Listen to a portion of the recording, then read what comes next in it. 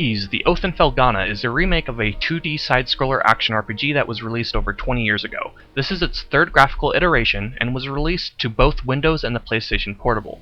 The Oath in Felghana was remade using a 3D engine which separates it from the original 2D game. As all Ease games, it stars the red-haired adventurer Adol, landing upon a new countryside where some kind of evil is abrewing.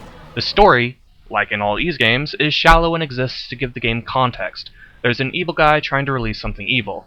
You won't be paying too much attention to the story as this game is all about the action. Sure, there's a twist on who the bad guy really is, but I didn't really care.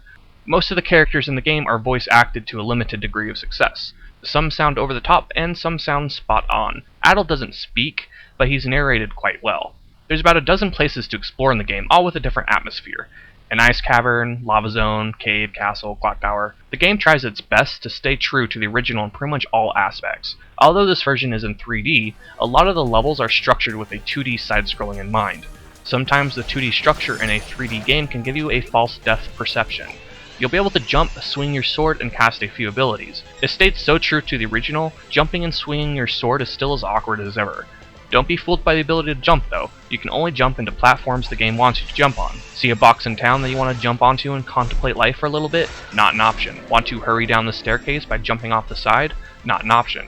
The controls are often stiff in their responsiveness, and it can become quite a feat to double jump or jump and use an action properly. You have the option of upgrading your weapon's strength or armor's defense, but it's a very restricted system as you can only do it a couple times per weapon. You get 3 different abilities. You can toss a fireball, whirlwind spin, and dash with great force. Each ability must be utilized to overcome different obstacles in the game. Fireballs can light torches and melt ice. Spinning can make you temporarily glide in the air to reach ledges far away, and dashing can break down cracks in walls. Along with obstacles, sometimes the skills are required to defeat bosses. They're nice little additives to a game that's very limited in its mechanics. Don't be fooled though, the game is simple, but challenging as hell, especially on the harder difficulties. The bosses all have a pattern of attacks that you have to predict and maneuver. Getting hit only a few times can drain most of your health, so you really have to learn these patterns. You don't get any health potions or herbs throughout the game to heal yourself. If you're low on health, you have to ninja around the map and pray that you don't get hit. The only way to heal yourself is to level, find a safe spot, or regenerate some HP after some enemies. If you're getting your butt kicked in between, good luck.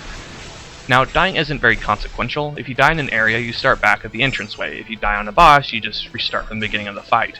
If you die too many times, you can wuss out and lower the difficulty. Yeah, that was a pretty big wuss.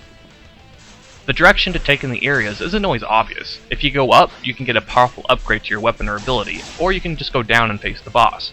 I almost always went the wrong way in this game and would be faced in a situation that felt impossible. I'd die over and over and I'd think, I must have missed something or I'm underleveled. I'd restart back at the save point, I'd wander around to see if there was maybe a route I didn't take, I'd find an upgrade, go back to face the boss, and found they were tremendously easier. I eventually took on the philosophy, if the boss is too hard, I miss something along the way or I need to level. It's important to pay attention to the details on the screen as there might be a ledge you never paid attention to that you eventually have to jump to. Maybe it's just me, but I got confused quite a bit about where to go. The areas in the game aren't very long, but it's overwhelming when you first enter an area as there's several paths to take. You get the ability to warp to any save point in the game, which is convenient. Have I mentioned that the game is very difficult? One of the things I really enjoy about the game is that if you're having a hard time, spending 15 minutes leveling up can really help. It creates a very challenging but balanced game.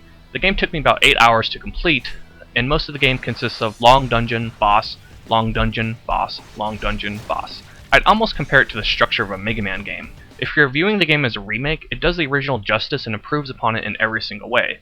But if you're reviewing the game as a standalone title, it doesn't have a lot to offer in modern gaming. Some of the actions and moves are stiff, the gameplay is a little bit too simple, the story is throwaway, yet for some reason the game is very satisfying. I think a lot of it has to do with overcoming such a great challenge. I give Ease, The Oath in Felghana, a B-.